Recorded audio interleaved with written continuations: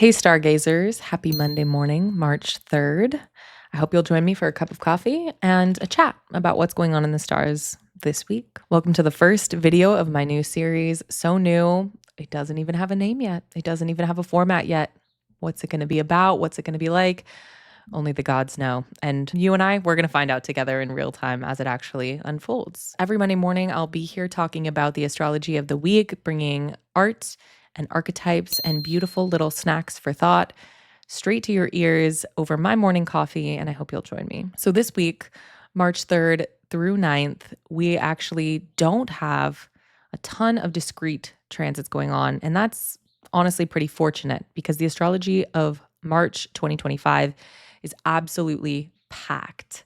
As I'm sure you've seen on many of the monthly astrology breakdowns, we have two planetary retrogrades, Venus and Mercury, going from Aries to Pisces.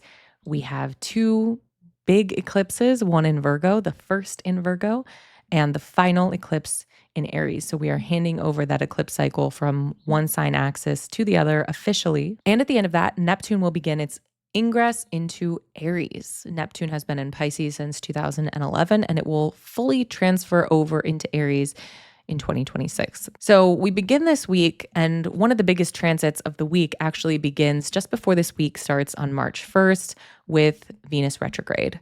Venus will be retrograde from March 2nd through April 13th, and it's going from about 10 degrees Aries to 24 degrees Pisces. I'm using time zones and degree markers that are all in Central Time USA, but it may change a little bit depending on where you're located. So I would check that out on whatever app or program you use to track transits. Venus has stationed retrograde. And what is a Venus retrograde? Well, retrogrades generally are times for all of those delicious reverbs. That's revisiting, renegotiating, reconciling, rehashing, all of those good, yummy reverbs. It is a time when people, places, ideas, art, aesthetics, modes of being from the past may be resurfacing for you. And that's especially true because this Venus retrograde is happening sort of concurrently with a Mercury retrograde as well. Mercury from March 15th through April 7th.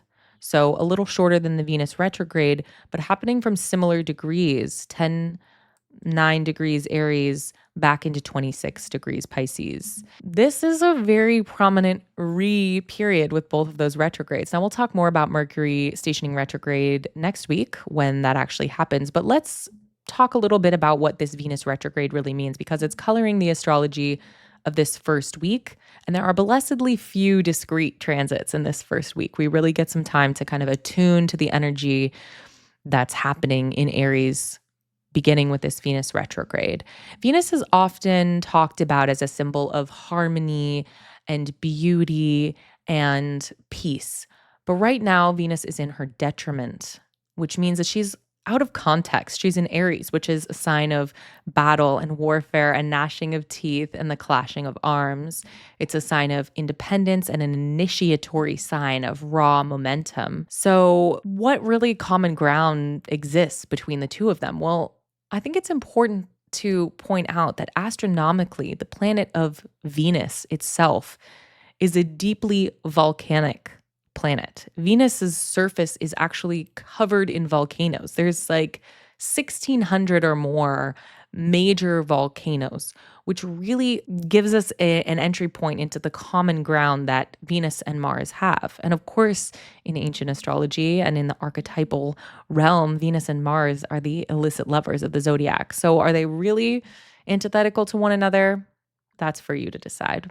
Venus also has an important set of surface features astronomically, the planet Venus, that I think can give us an entry point into Venus's expression in Aries.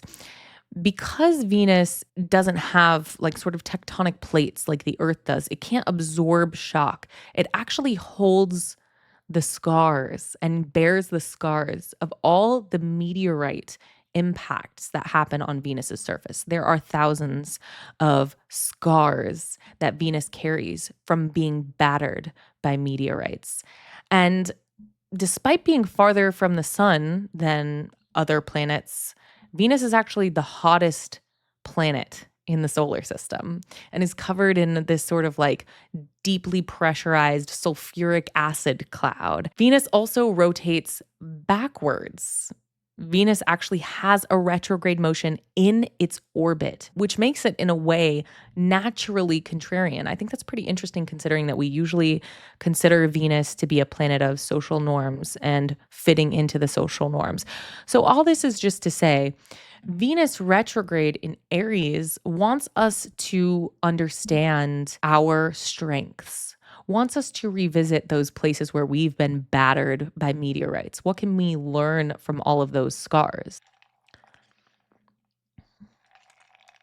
When we think about Venus's volcanic surface, contrasting that with Mars's recent retrograde in Cancer, I think that there are going to be a lot of opportunities to smooth over relationships that have become, even quite recently, pretty inflamed, maybe antagonistic, maybe outwardly confrontational.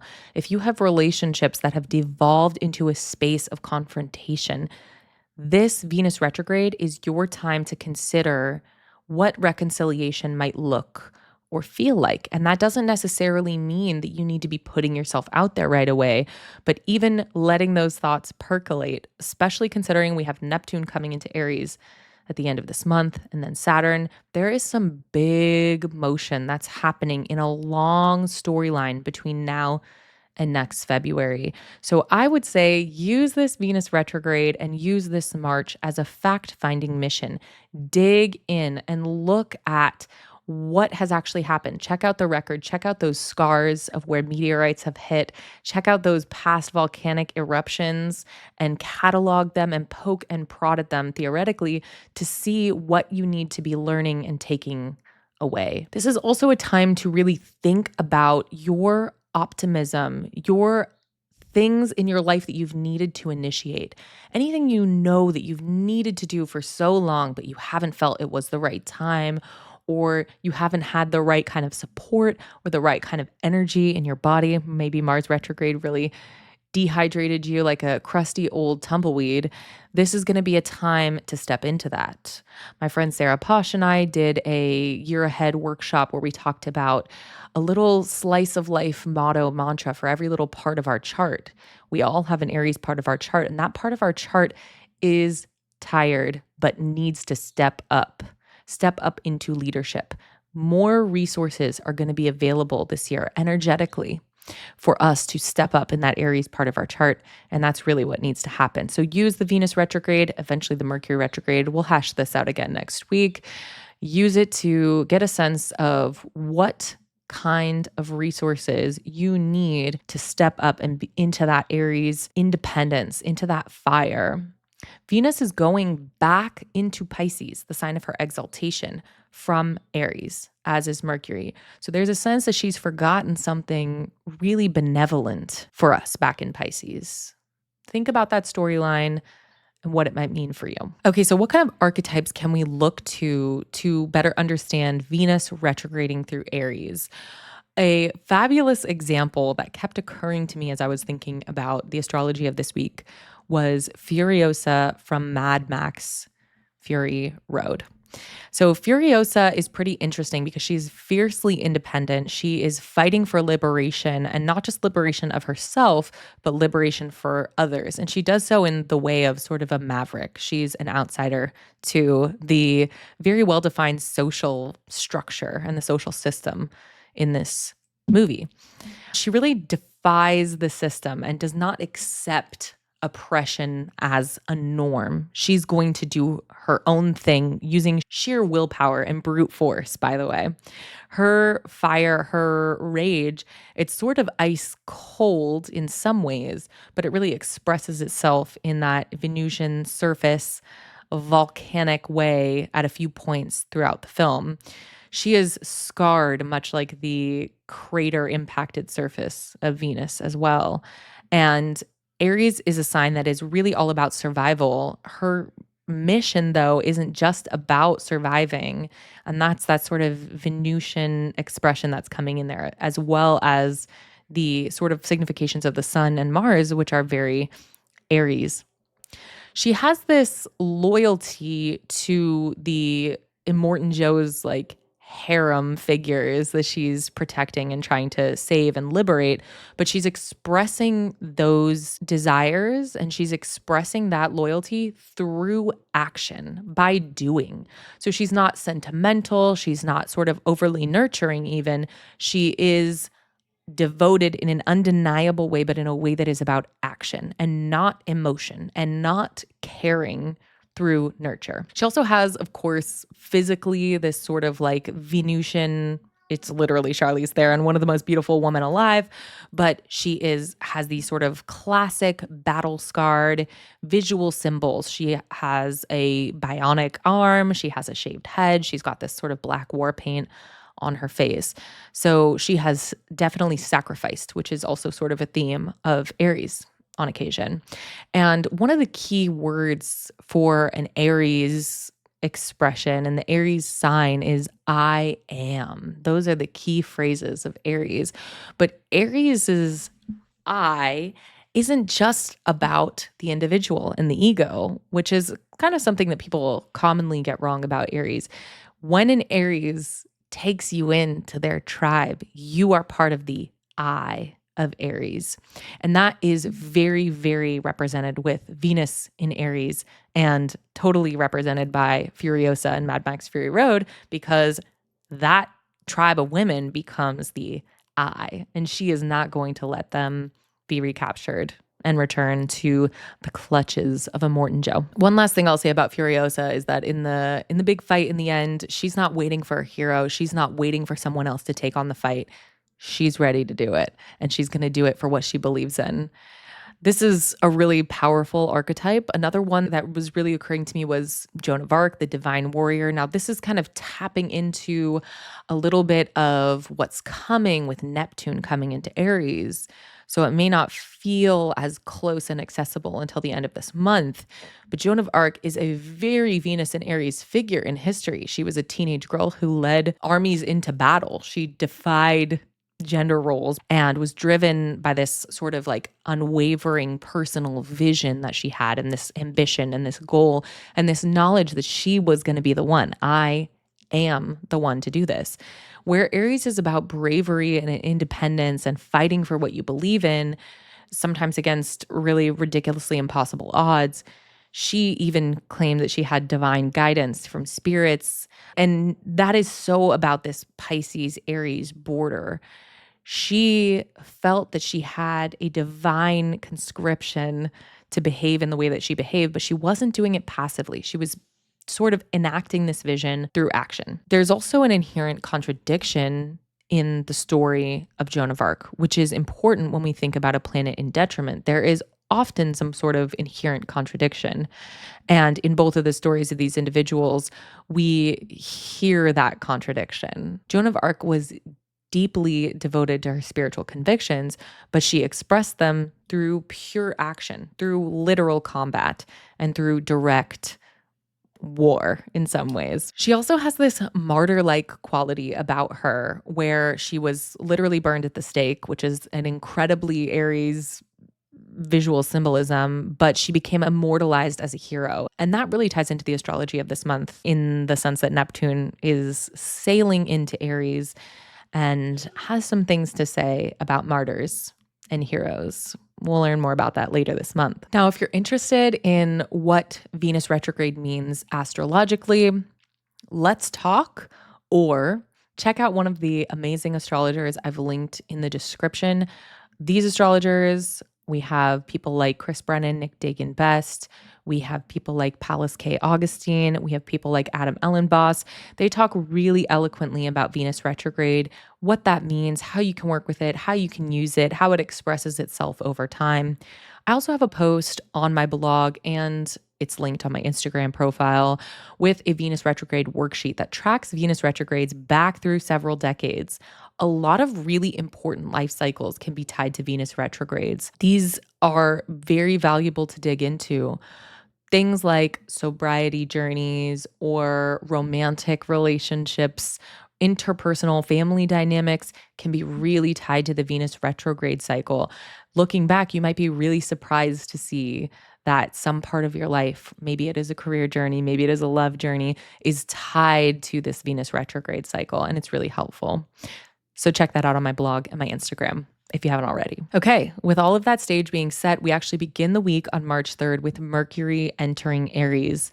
Now, I don't know if I'll talk about every ingress on this channel, but this one feels significant because Mercury is not just in detriment, but also in fall in Pisces. How can that be true? Mercury is the only planet that has both domicile and exaltation in its home sign of Virgo. That means that Mercury is in detriment and in fall in Pisces.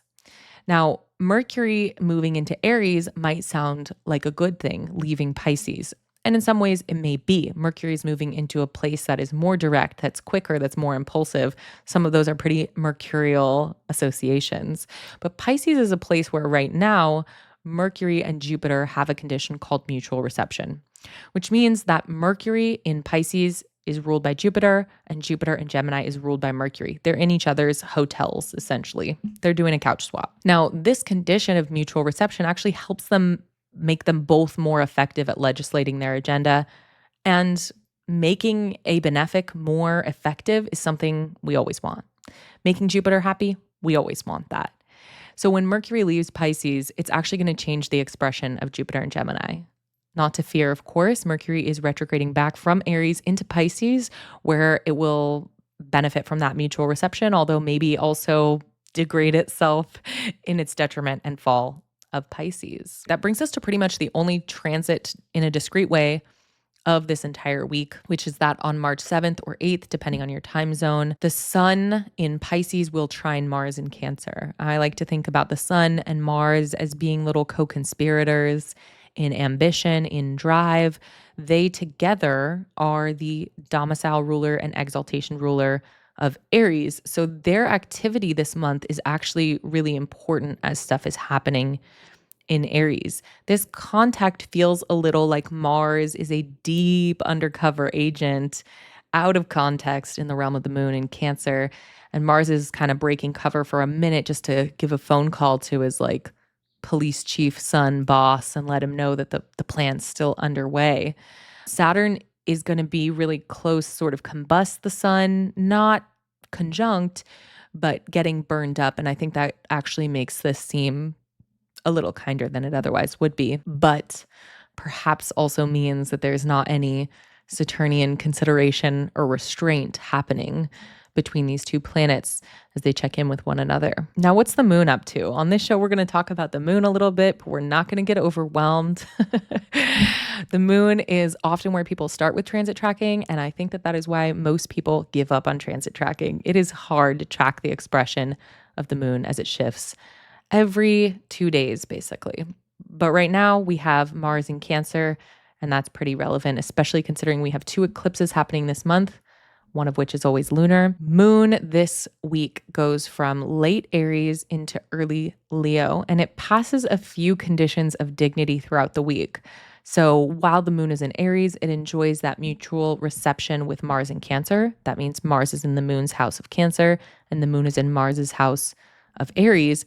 Then it moves into the sign of its exaltation of Taurus, where it's pretty happy and it's able to easily advocate for moonly and lunar desires. Then it moves through Gemini, where it will conjoin Jupiter, all the way into Cancer, its own domain, where it adds dignity to Mars, and then, of course, into early Leo. So one of the features I am always going to include on this show is a sense of how I, as an animist, as a pagan, as an astrologer, and as a human being, am using the transits of the week. I'm not always great at this, to be totally honest with you.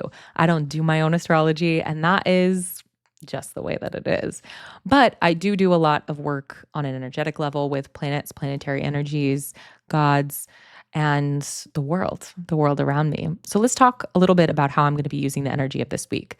This week is blessedly brief on transits, which is really special considering that March has some of the busiest and most intense energetically available astrology of the year. So what can we do this week? Well, I think this week is a really, really powerful time for attunement. Venus in Aries stationing retrograde, Mercury entering Aries, gearing up for a retrograde. Both of these planets are actually asking us to turn our attention to whatever it is that they're going to be churning up for us in March.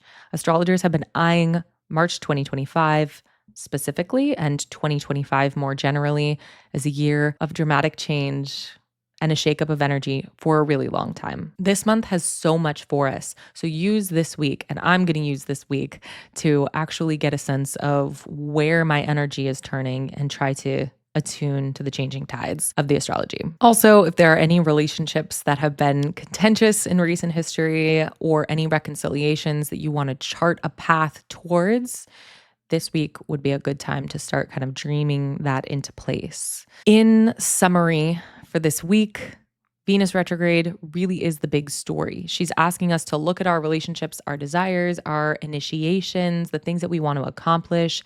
Let's look at them a different way. Mercury is going to contribute to this next week when Mercury stations retrograde.